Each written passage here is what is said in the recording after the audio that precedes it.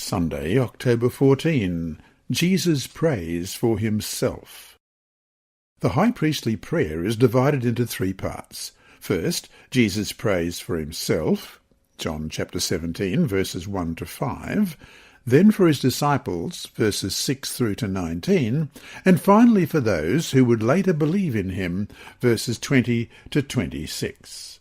Question. Read John chapter 17, verses 1 through to 5.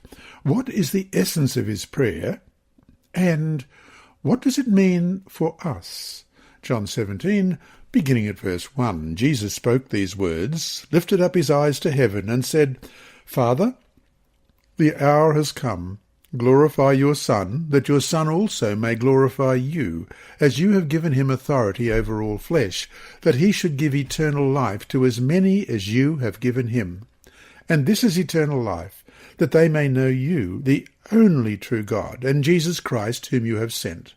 I have glorified you on the earth. I have finished the work which you have given me to do, and now, O Father, glorify me together with yourself, with the glory which I had with you before the world was. Jesus intercedes first for himself. In preceding events in the Gospel of John, Jesus had indicated that his hour had not yet come. John 2, verse 4, Jesus said to her, Woman, what does your concern have to do with me? My hour has not yet come. And in John 7, verse 30, Therefore they sought to take him, but no one laid a hand on him, because his hour had not yet come. And John 8, verse 20, These words Jesus spoke in the treasury as he taught in the temple, and no one laid hands on him, for his hour had not yet come. But now he knows the hour of his sacrifice is here.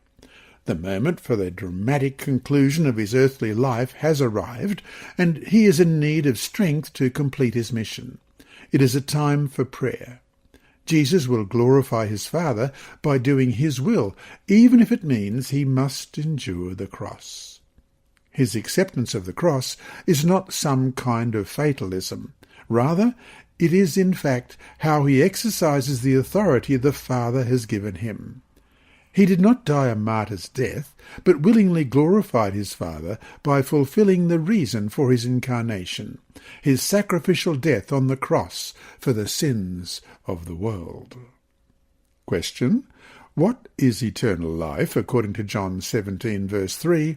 What does it mean to know God? John 17, verse 3, And this is eternal life, that they may know you, the only true God, and Jesus Christ, whom you have sent. First and foremost, Jesus tells us eternal life consists in our personal knowledge of God. This is not salvation by works or by knowledge, but rather it is the experience of knowing the Lord because of what Jesus has done for us at the cross. This knowledge is mediated through a personal relationship with the Father. Our human tendency is to limit knowledge to facts and details, but here Jesus aims at something deeper and more fulfilling, a personal relationship with God.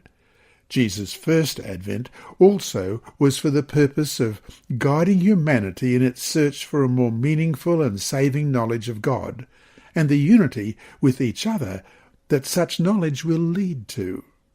So, to finish the day, what is the difference between knowing about God and knowing God personally? What experiences have you had that have helped you come to know God?